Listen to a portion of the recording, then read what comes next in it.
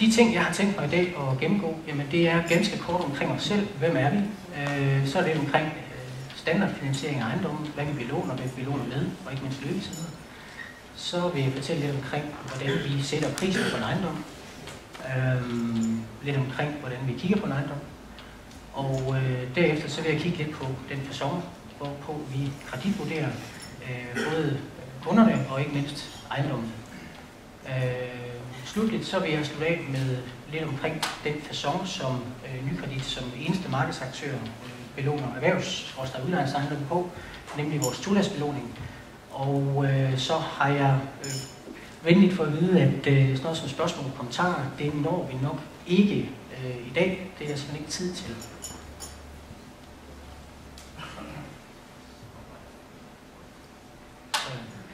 Kort om Nykredit. Jamen, Danmarks 5. største bank, 42% markedsandel.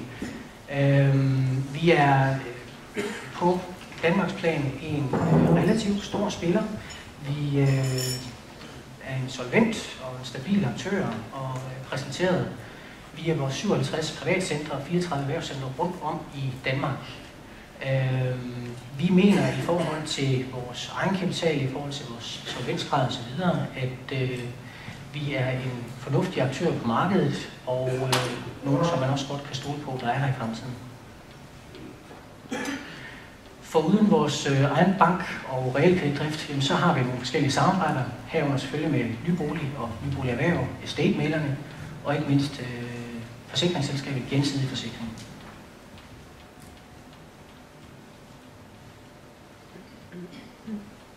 Lidt omkring, hvordan vi ser på kunden. Når kunden kommer til os for at få løst de muligheder, som de ser i markedet, jamen så tager vi egentlig og kigger hele vejen rundt. Vi laver en helhedsbetragtning. Det vil sige, at vi kigger på investering, forsikring, finansiering og daglig bank. Og i den forbindelse så sørger vi selvfølgelig for, at der er et ordentligt samspil mellem de forskellige emner. Det sikrer som sagt, at vi kommer hele vejen rundt og får dækket emnerne, som vi ser heroppe.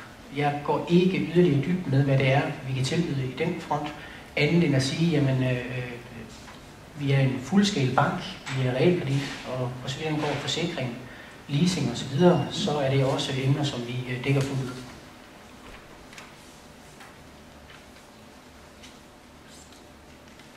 Finansiering af ejendommen. Næsten vil.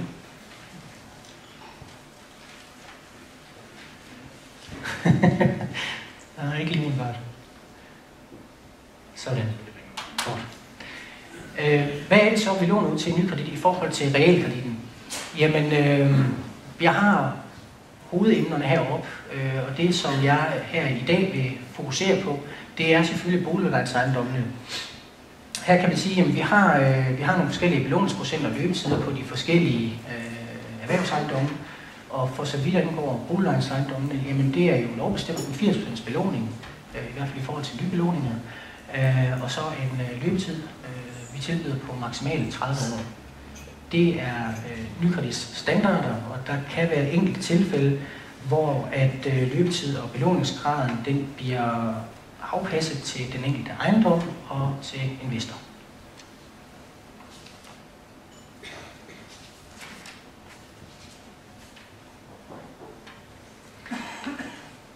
Lidt omkring, hvordan vi sætter værdien på en ejendom. Vi ser jo en gang imellem, at der bliver handlet. Det var måske lidt tidligere, skete det ofte, at vi så nogle ejendomme, som blev handlet til nogle, skal vi sige, lidt høje niveauer, hvor vi kunne have lidt bøvl med at følge med i forhold til vores værdiansættelse af ejendommen. Der må vi sige, at vi har set en mere konform tilpasning af det afkastkrav, som vi synes, der bør være gældende i forhold til den enkelte ejendom, og så det, som markedet synes skal være gældende. Hvis vi kigger på, hvordan vi sætter værdien, jamen det er egentlig ud fra det, der hedder værdiansættelsesbekendtgørelsen, og det er en lovbestemt ordning. Så for så vidt angår boligudlejningsejendomme, jamen vi går ind traditionelt og kigger på lejeindtægterne, og fra dem trækker vi så driftsudgifterne. Vi kommer frem til en nettoleje, Og så går vi ind og vurderer på det her afkast, hvad den handler til, og ikke mindst, hvad synes vi, der vil være fornuftigt i markedet, at den skal handles til. Herved så fremkommer jo det, som vi kalder for rentabilitetsværdien, og den skulle jo meget gerne stemme overens med købesummen, for at der ikke kommer alt for meget bøvl. Som sagt, jamen, hvis de to ikke er konforme, det vil sige, hvis der er en markedsværdi eller en købesum, som er lavere end den rentabilitetsværdi, vi sætter, så skal vi anvende den lavere værdi. Det vil sige, at selvom vi måske kan sætte ejendommen til 30 millioner, hvis den bliver købt for 25, jamen så er det altså det, som belåningsgrundlaget det tager udgangspunkt i. Det skal lige siges, i forhold til værdiansættelsen, der er der i det oplæg, som der bliver uploadet til Nyboligs hjemmeside, der er der lidt jongleret med nogle tal om i bilagene, for dem af jer, der skulle være interesseret i at finde ud af, hvordan det rent talpraktisk eksempel det bliver gennemført, men jeg har valgt ikke lige at tage det med her. Det er ikke sikkert, det interesserer jer alle sammen. Kritisk lejebegrebet, vigtigt for både os som kreditforening og især også for jer som kunder eller investorer. Det giver os et indblik i, hvordan den her ejendom den ser ud både før og efter afdrag ud fra nogle renteniveauer, som jo i øjeblikket er relativt lave. Vores holdning er, at både vi og investor må gøre sig klart, at de her lave renteniveauer, de nok ikke er gældende i al fremtid. Derfor så er metoden, vi gør det på, det er egentlig, at vi anvender en F10-rente i stedet for f.eks. en F1 eller en Kajborg-rente, når det er, at vi beregner de her tal.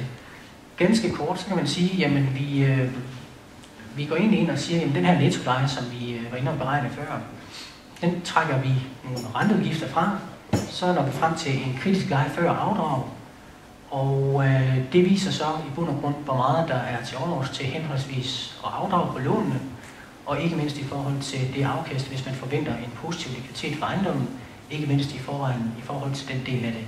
I det her tilfælde, der ser vi så et kritisk lejeniveau efter afdrag på 46.000.